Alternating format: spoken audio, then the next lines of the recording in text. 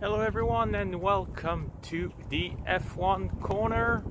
Another week, another race as we head to Barcelona for the Spanish Grand Prix 2021 in what is so far a very heated up season of Formula One. Plenty of news on our plates today despite only 1 week since the last race. We're going to talk about ex-Formula 1 driver Romain Grosjean making a comeback. We're going to talk about Red Bull and their engine department, and also what to expect for this weekend in Spain. But of course, before we start, please remember to smash the like button and to subscribe to this channel. So let's start with the big news of the week that came on Wednesday. Romain Grosjean will make a comeback in Formula One for the French Grand Prix with Mercedes. So let's remind ourselves of the events that are leading to this and how it came to be. At the Bahrain Grand Prix in 2020, Romain Grosjean suffering a horrific crash that nearly costed him his life. He made it out of it, but was injured and could not take part in the last 2 races of the season. So officially, Romain's career ended in such a horrific way, and sadly could not complete the season. Right after the accident, Toto Wolff, team principal at Mercedes, extended his hand and said that he was ready to try and find a way to give the French driver a chance to drive a Formula One last time should he not be able to complete the season, which was the case. And this kind of went a little bit under the radar throughout winter, but yeah, we learned on Wednesday that things are getting pretty concrete now. It is official. Romain Grosjean will drive the winning Mercedes of Lewis Hamilton from 2019, the W10, at the French Grand Prix in a one-off test and demonstration laps as a kind of a farewell gift to Formula One. And they chose this date because it is also his home Grand Prix, and I think it's gonna be pretty nice, especially if there are fans out there this year. I also remind you that there was no French Grand Prix in 2020, so it's gonna be pretty special for the French driver who is racing in IndyCar this season. And yeah, it's gonna be probably the best Formula One car he's gonna drive in his whole career. But pretty nice gesture from the Mercedes team principal. It could not have been with Haas because they lack parts to run older specs car, and apparently Renault and Alpine were not really into letting Romain drive an older car. So I guess Toto Wolff is someone who lives up to his word, and we're gonna see him, Romain Grosjean, back in a Formula One car to give a final farewell to the sports. That's pretty cool.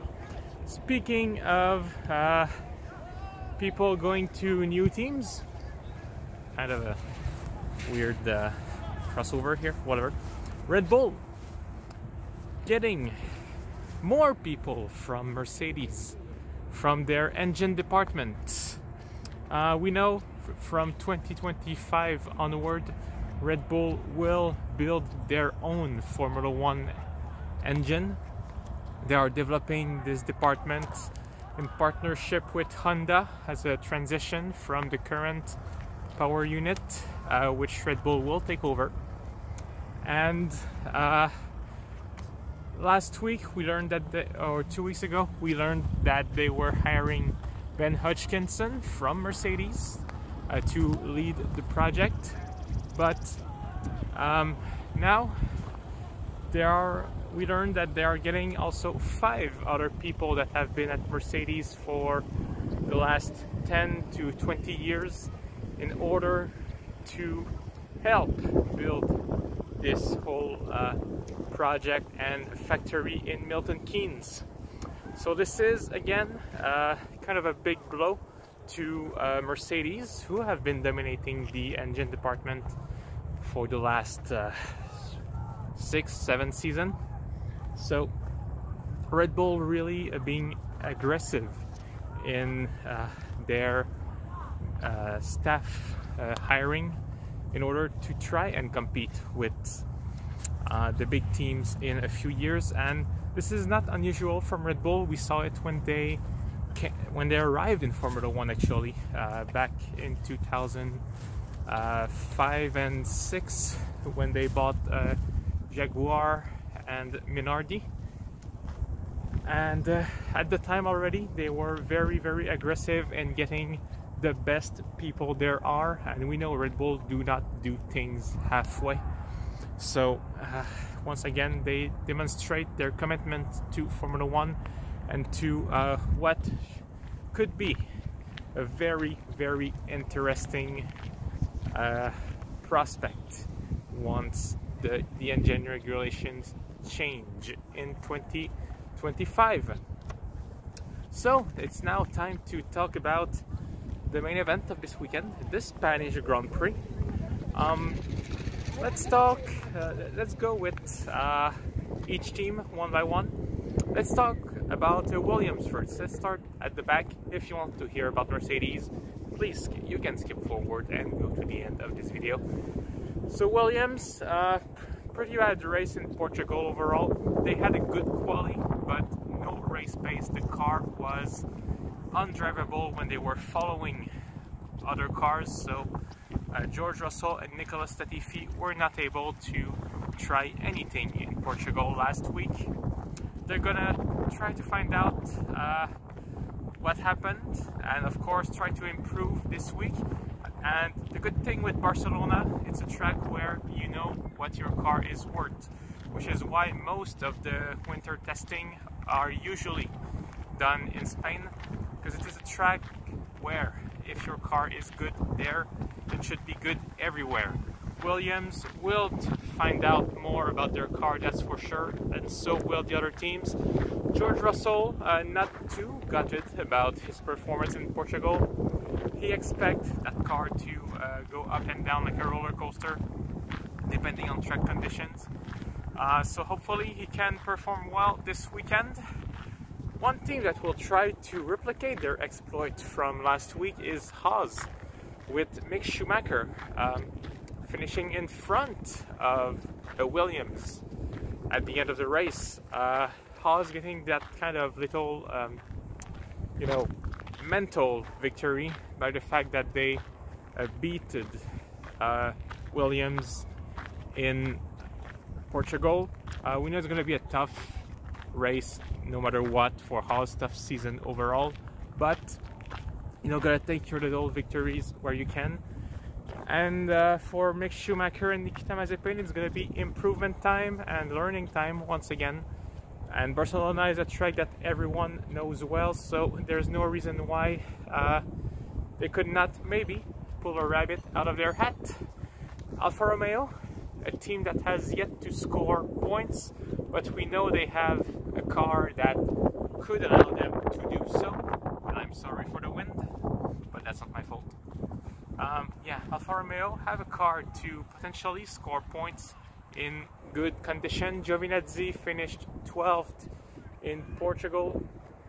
Kimi Raikkonen almost scored point in Imola before getting a penalty. So will this be their weekend? They have made a lot of improvements since last season. Giovinazzi trying to secure a seat for next year, and Kimi Raikkonen just being the Iceman himself as usual. So what can we expect? Again, they're going to be, if they score or in position of scoring, going to be probably 9th or 10th. Do not expect them to be up the grid, but they have the potential. Good luck to them. Aston Martin, another team that had a very disappointing weekend in Portugal.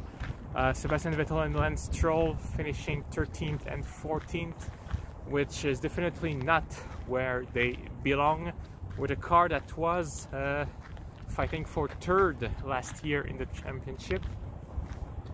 Vettel got better in Portugal compared to the first two races where he was absolutely awful, but once again that car just does not seem to be performant enough.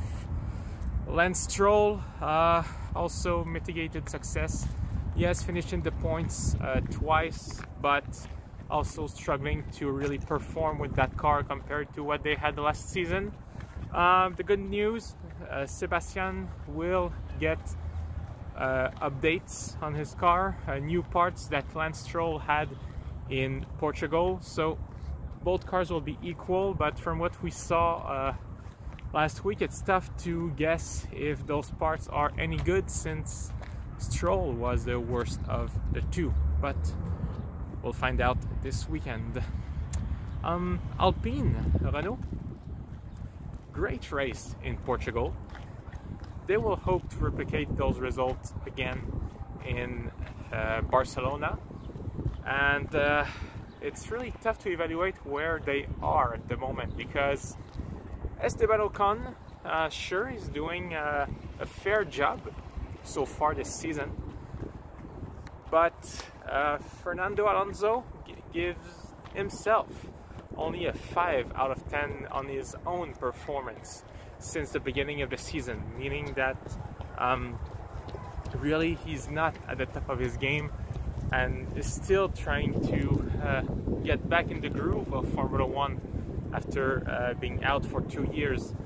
And we hope he can do so soon, because that team Alpine needs the world champion to be at 100% in order to really extract the most out of that car. Barcelona will be a good test for them, and it will really tell us whether or not they have the potential to be in the fight once again by the end of the season. AlphaTauri, also disappointing in Portugal, but it is something that they expected somewhat. They know that their car, even if pretty good overall, will not be the best everywhere. The team itself not that disappointed with the race. Gasly finished 10th and Tsunoda 15th, but both drivers said that it was just not a track suited for their car. So I think it is, we can say for Portugal, for them it was just tough luck. They hope to make a comeback in Barcelona. After all, they were strong in Bahrain and strong in Imola, and Barcelona is a more normal Formula 1 track, if we can call it that way, compared to Portugal. So it would be nice to see the two cars, both drivers, performing to their top level and getting a normal weekend, just so that we can see what is their top games. Ferrari, good race in Portugal overall. Charles Leclerc finishing 6th, but Charles saying that this is not good enough. And this is coming from a driver that, you know, with Ferrari last year struggled to even make it into the top 10. Saying this season that 6 is not good enough just shows how much effort they are putting, and especially Charles trying really hard to help the team improve and fight for championship points. We know that Ferrari is in a rebuilding process. They will soon, like other teams, switch their resources toward 2022. Yeah, 2022, next year. But there is still hope for them to be fighting for third in the championship. Currently, it's a battle, I'd say, between them and McLaren, and who will get the edge will really depend on who can do the best job in the next few races, since soon enough all teams will switch their resources. And yes, it might be worth finishing third or fourth, getting more money, but if it means losing out on the new regulations for next season, might not be worth it that much. Still, good fight ahead between Ferrari and McLaren. Lando Norris, very happy with his current result, his best Formula 1 season start, 37 points so far. He sits third in the championship, but staying realistic, he knows very well that this car can be constant but will not be good on some tracks. Not sure which one, but let's be realistic, that car is not the best yet. They have work to do, but Norris really extracting the most that he can out of there. Daniel Ricciardo, a lot also on his side to improve. Had a disappointing qualification in Portimao, but still managed to finish in the points, so that's the positive. We'll be looking at improving this weekend and really making a difference in terms of championship, and just, you know, trying to finally get at ease with that car. And now our two top teams, Red Bull and Mercedes. Let's start at Red Bull. Max Verstappen potentially lost on pole position in Portugal because of track limits, lost the fast lap because of track limits, lost in Bahrain because of track limits. Lots of tiny little mistakes that he made so far this season that are costing points and are costing Red Bull. Still, Verstappen minimizing the problem, saying that this is just proof that he is pushing that car to the max. And Max Verstappen, car to the max, pushing that car to its maximum output and really just trying to be the best. And that's what you have to do in Formula 1. If you don't push, if you're not overstepping the boundaries, you're not driving hard enough. Sergio Perez on his side said that Portugal was a very, very good learning race for him. For once, a race where there was no disturbance on his side. He could run in free air for the whole race, so he was able to learn a lot from that car, according to him. But his driving style just basically does not suit the Red Bull. He has to relearn everything, and said he's looking a lot at Max Verstappen, what he's doing to understand how to control that car. Confident that he will keep making progress. He said it at the beginning of the season. He's going to need 4 or 5 races at least to get better in that car, and we're getting at the 4th one. Maybe we're going to start seeing some glimpses of better, outstanding performance. But so far, you know, apart from Imola, where he was truly disappointing, Perez has done a fairly good job, I would say, in the Red Bull. And now to our Mercedes team. Mercedes. Rumors that Valtteri Bottas could be replaced mid-season by George Russell. Already only 3rd race in the season, and there are rumors sparking everywhere. But only rumors. Valtteri not worried about that, and throwing actually a jab at Red Bull, saying that at Mercedes, drivers do not switch team mid-season. This is something that other teams do only, but not Mercedes. So not worried one bit. Still, he is quite a few points behind Lewis Hamilton at this stage, especially since he did not score anything in Imola because of his crash with George Russell. So yes, there are still 20 races, but it's going to be tough. Bottas needs to step up his game right now if he wants to be in the fight for the championship. Hamilton taking his defense, saying to give Bottas a break. It's not always his fault, and he is doing a good job. As for Lewis himself, for this race, will once again be pushing as much as he can. Hamilton thinks that Red Bull still got the better car. Do they? It's a tough question. I think they do, but Max Verstappen will need to stop making mistakes if they want to really start winning. Still, it's a very tight championship here. Only 8 points separating Max Verstappen and Lewis Hamilton. This is nothing. Constructors Championship also is pretty close. So I think we can expect another very tight battle between the two drivers. They're not going to give anything to one another. But from what we've seen so far, they know how to respect each other and how to drive to the limits without overstepping the limits of what is acceptable in terms of battle on track.